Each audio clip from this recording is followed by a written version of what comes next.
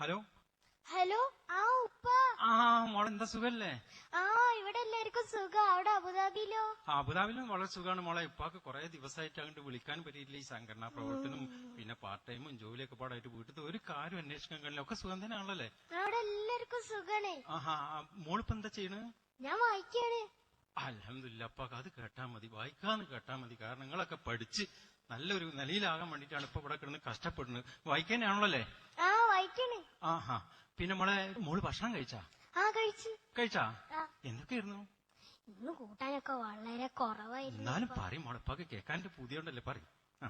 കോഴി പൊരിച്ചത്, ആട് കറി വെച്ചത്, പിന്നെ ഇപ്പൊ ഈ അയക്കൂറ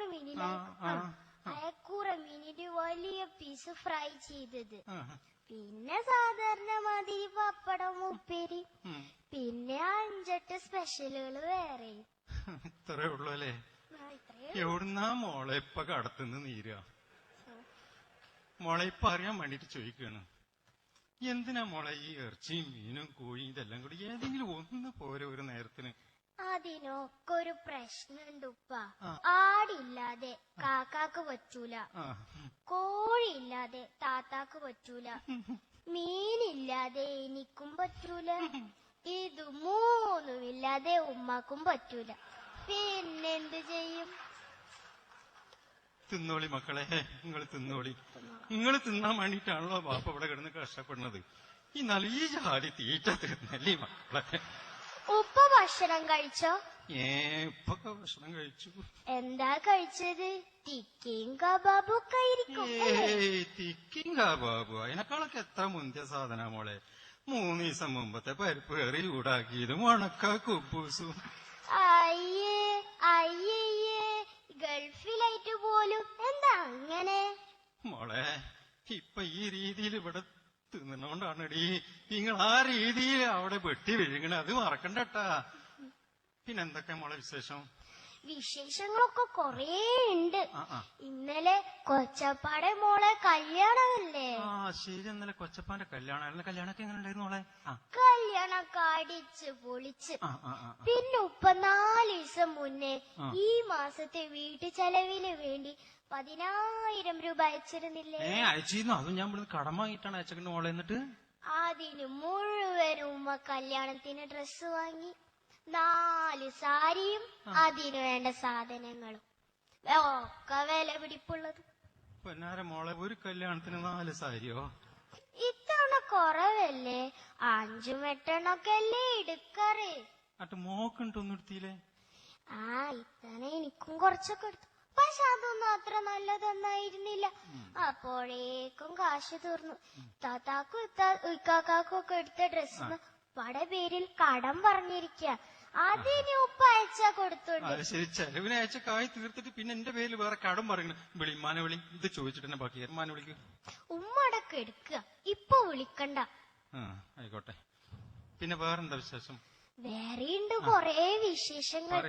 ഇന്നലെ നമ്മുടെ പശു ചത്തു. പഠിച്ചനെ, വീട്ടിലെ പശു നന്നായി പാല് നീന്ന പശു ചത്തു. എന്ത് പറ്റി മോളെ? പട്ടിണി മരണമായിരുന്നു. പട്ടിണി മരണം? അപ്പൊ ഇത്രയും നാളുകൾ നിങ്ങൾ അവിടെ ഉണ്ടായിട്ട് മോളെ അതിനൊന്ന് തീറ്റ കൊടുക്കാൻ പറ്റിയില്ലേ? എല്ലാരും ബിസിയല്ലേ, ആർക്കാണ് അതിനെ നോക്കാൻ സമയം? പിന്നെ ഇന്ന് രാവിലെ കരണ്ടും കട്ടാക്കി. നമ്മളെ പെരയിലെ കരണ്ടും കട്ടാക്കി. പഠിച്ചോനെ, കരണ്ട് ബില്ല് അടക്കാൻ ഞാൻ വേറെ കാശ് പ്രത്യേകം അയച്ചിരുന്നല്ലോ മോളെ. കരണ്ട് ബില്ല് അടക്കാനായി ഇക്കാക്കാനെ കാശുമായി അയച്ചിരുന്നു. എന്നിട്ട് അത് ഇക്കാക്ക അകത്താക്കി. വിശേഷങ്ങൾ വിളിച്ച് തൽക്കാലം വിശേഷം കേട്ട് മതി. ഉമ്മാനെ വിളിക്ക്. ഉമ്മടക്കം എടുക്കട്, ഇപ്പൊ വിളിക്കണ്ട. ആയിക്കോട്ടെ. പിന്നെ മോളെ, കാക്കിൻ താത്തിയൊക്കെ നന്നായി പഠിക്കായിരിക്കും. ഒരു മറ്റന്നാളെ പരീക്ഷയാണല്ലോ അല്ലേ? പഠിക്കണ്. എന്നെ കൊണ്ട് കൂടുതലൊന്നും പറയിക്കണ്ട. പിന്നെ മോളെന്താ? അവരുടെ പോക്കൊന്നും അത്ര ശരിയല്ല ഉപ്പ. എന്താ മോള്? താത്ത എവിടെ? താത്തനെന്ന് വിളിച്ചാ? താത്ത അവിടെ ഡോറും പൂട്ടി കൊറേ നേരെ ഫോൺ വിളിക്കാൻ തുടങ്ങിട്ട് ആരും അങ്ങോട്ട് അഴക്കുന്നില്ല. ഡോറും പൂട്ടി ഫോൺ ചെയ്തുകൊണ്ടിരിക്കുക. ഉപ്പ ഇത്താത്താക്ക് സ്വന്തമായി ഒരു മൊബൈൽ ഫോൺ അയച്ചിരുന്നില്ലേ? അതിലേക്കൊരു മിസ് കോള് വന്നതാ. പിന്നെ വിളിയോട് വിളി. അതെന്തായാലും കൂട്ടുകാരികൾക്കായിരിക്കും മോളെ. കൂട്ടുകാരി എന്തായാലും ഒരു കാര്യം ഉറപ്പാ, അതത്ര നല്ല വിളിയൊന്നുമല്ല. പഠിച്ചറപ്പേ, ഉപകാരമായി തീർന്നോട്ടെന്ന് കരുതി കൊടുത്തയച്ച മൊബൈൽ ഫോൺ ഉപദ്രവമായ മോളെ. കാക്ക എവിടെ? കാക്കനെ ഒന്ന് വിളിച്ചാ. ഓനും മറ്റന്നാളെ പരീക്ഷ തുടങ്ങല്ലേ. കാക്ക നമ്മുടെ ബൈക്ക് എടുത്ത് ഫ്രണ്ട്സിനോടൊപ്പം ബീച്ചിലേക്ക് ചെത്താൻ പോയിട്ടുണ്ട്. കുപ്പിയും ഗ്ലാസും ഒക്കെ ഉണ്ട് കൂടെ. ഇന്ന് എത്തണ പ്രശ്നമില്ല, നാളെ തന്നെ എത്തുമെന്ന് പഠിച്ചോന്നറിയാം. നിങ്ങളെ പറഞ്ഞിട്ട് കാര്യമില്ല. ഇതിനൊക്കെ ഞാൻ വിശ്വസിച്ചിന്റെ പെരിയിൽ ഒരുത്തിനെ ഏൽപ്പിച്ചിട്ടുണ്ടല്ലോ നിങ്ങളമ്മ. ഇമ്മാക്ക് ബോധമില്ലാതെ പോയല്ലോ എന്റെ റപ്പേ. നിങ്ങൾ അങ്ങനെ ഉമ്മാനെ പറ്റിയിട്ട് ഓരോന്ന് പറയരുത്. നിങ്ങൾക്ക് അങ്ങനത്തെ ഒരു സ്വഭാവം പതിവാ. അത് ഇന്ന് എന്നെ മാറ്റണം. നിങ്ങൾ എന്നും പറയൂലേ ഉമ്മാക്ക് ഒരു കാര്യത്തിലും ശ്രദ്ധയില്ലാന്ന്. എന്നാ കേട്ടോ, ഉമ്മാക്ക് ഒരു കാര്യത്തില് ഭയങ്കര ബോധാണേ. ഒരു കാര്യത്തില് ബോധം? ഏത് കാര്യത്തില് മോളെ? സീരിയൽ കാര്യത്തില്. ഒന്നും മുടക്കാറില്ല. സുബൈ കള്ളാക്കി അതിന്റെ മുന്നിൽ പോയിരിക്കും. പിന്നെ മഗ്‌രിബും കള്ളാക്കിയേ ഇന്റർവെല്ലുള്ളൂ. വിളിച്ച് ഇനി നിർത്തിയിട്ട് കാര്യമില്ല. ഉമ്മാനോട് വിളിച്ചാ? ഉമ്മാനെ വിളിക്കാനാ പറഞ്ഞത്. ഉമ്മാനിപ്പൊ വിളിക്കണ്ട. മോള് ടി വി കാണാറുണ്ടോ? ഉറപ്പല്ലേ? ഞാനൊക്കെ കുറച്ചേ കാണാറ്. ഏറെ ദിവസത്തില് 4-5 മണിക്കൂർ.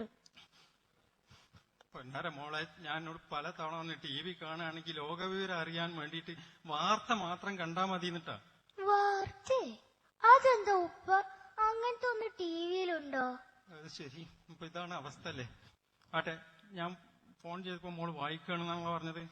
വായിക്കണേ. മാത്സ് അല്ലേ വായിക്കണത്? അതാണല്ലോ എനിക്ക് കുറച്ച് ടഫ് ഉണ്ടായിരുന്നു. മാത്സ് അല്ലേ?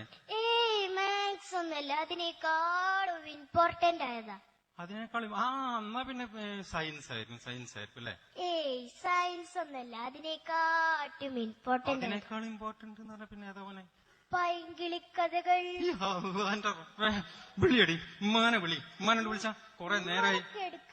കൊറേ നേരായി ഉമ്മ കെടുക്കാന്ന് പറഞ്ഞ എന്റെ പ്രഷറും ഷുഗറാണ്. വിളിക്കടി. അതല്ല, ഉമ്മാനോട് ഇപ്പൊ വിളിക്കണ്ടെന്ന്. ബോധം കെട്ട് കിടക്കണം. ഉമ്മ ബോധം കെട്ടി എടുക്കേ? പഠിച്ചാൻ എന്തേ? ഐഡിയ സ്റ്റാർ സിംഗറിന്റെ എലിമിനേഷൻ റൗണ്ട് ഇപ്പൊ തീർന്നതേ ഉള്ളൂ. ഐഡിയ സ്റ്റാർ സിംഗറിന്റെ എലിമിനേഷൻ റൗണ്ട് അതിനെന്താണ് മോളെ? അതിൽ ഉമ്മയുടെ ഫേവറേറ്റ് ഗായകൻ ഔട്ടായി.